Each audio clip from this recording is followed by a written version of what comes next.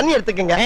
அத தோசைக்கல்ல ஊத்தி அதுக்குன்னு வழக்கமா ஒரு விளக்கமாறு வச்சிருப்பீங்கல்ல? ஆமாங்க. அத அடிப்பக்கமா திருப்பி சரிங்க. வரட்டு வரட்டு வரட்டுன்னு ஒரு 4 இழுப்பு இழுத்து சரிங்க. நல்லா கழுவி விட்டுருங்க. சரிங்க. ஒரு கிண்ண நிறைய மாவு எடுத்து பெரிய ரவுண்டாவும் இல்லாம சின்ன ரவுண்டாவும் இல்லாம சரிங்க. பொதுவா ஒரு ரவுண்ட ஊத்தி 4-5 வெங்காயத்தை போட்டு அள்ளி பொடி பொடி பொடியா நறுக்கி அப்படியே மேலாப்ல பரபரன்னு தூவி விட்டு சரிங்க.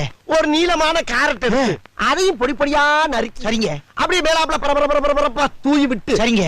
ஒரு 16 கரண்டி நெய் எடுத்து சரிங்க. அதுல 6 கரண்டி நெய்ய உள் சைடு அப்படியே லேசா விளாவி விட்டு சரிங்க. 10 கரண்டி நெய்ய தோசைக்கு வெளி சைடு அப்படியே மேலாப்ல விளாவி விட்டு சரிங்க. இட்லி பொடி இருக்கு பாத்தீங்களா? அத அப்படியே அள்ளி மலை சாரல் மாதிரி அதை மேலாப்ல பரபரன்னு அப்படியே பேய விட்டு சரிங்க.